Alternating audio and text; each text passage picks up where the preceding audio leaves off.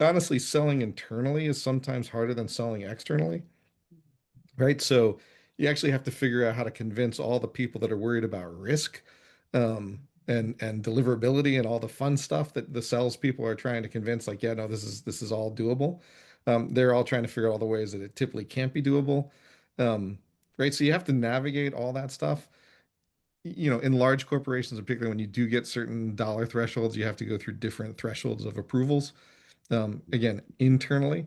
So that can add complexity, right? It's a question of whether you can get regional approval or global approval, or even go up to in our case at NTT to go all the way up to the mothership in Japan and get board level approval if you have a deal of a certain size. I had to go to our CEO at the time and convince him um, over the decision making that was happening. So the business unit leader, the president of our state and local business, was adamant that we should not go after this deal, because he felt that we didn't have a prayer of winning it, because we did have an outspoken influencer in the state that absolutely positively did not like our team.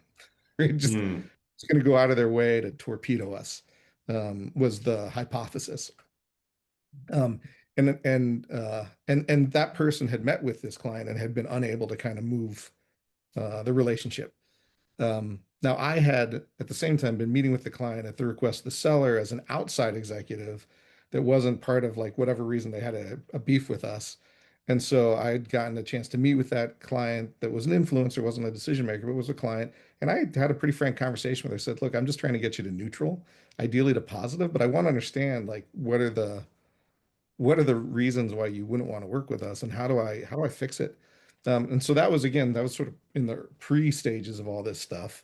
But right up to when the RFP was dropping, like, we had heavy debates of should we go after. But at the end of the day, it was services in our wheelhouse. I had met, and not just me, but lots of team members had met with many different stakeholders over the course of the previous years. We understood their pain points. We had a narrative. We knew how to create an emotional journey that would address a lot of what they were worried about. So, like, for us, it was like, yeah, this is winnable if we can overcome a couple of these, like, negative perceptions around us and get it to positive. But it was touch and go in the beginning. I didn't make a lot of friends. I went to the CEO. I was like, can you override the person who actually owns the P&L? Because I know we can win this.